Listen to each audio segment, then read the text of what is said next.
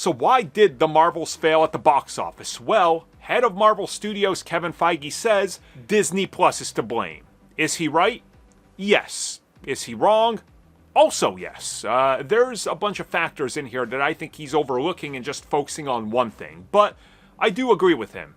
You can blame Disney Plus to a degree.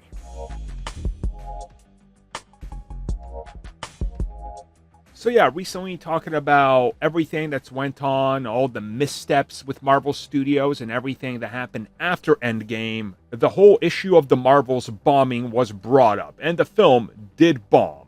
Let's not, have any argument against that. It's a bomb. It's Marvel's biggest bomb, as a matter of fact.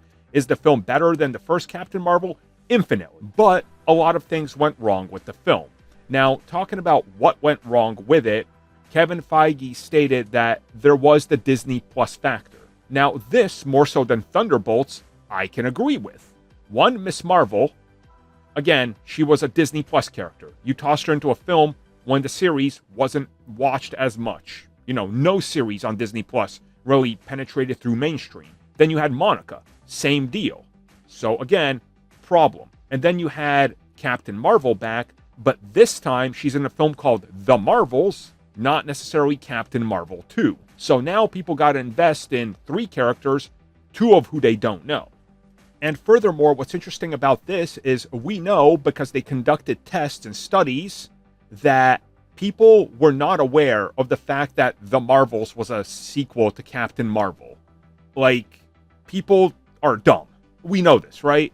Going back as far as Age of Ultron, Hulk was supposed to be gray, and they show him getting angrier and turning gray in the film, and audiences that were watching the film were like, oh, so there's 2 Hulks now. And they were like, what? No, that's Green Hulk. He just turns gray the angrier he gets. And they were like, oh, well, we don't get that.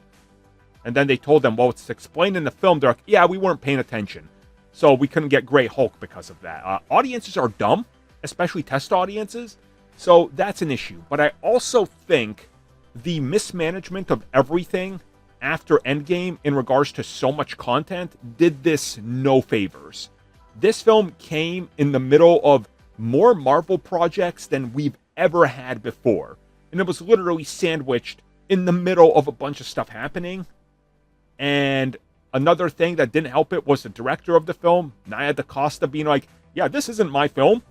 They hired me for one film.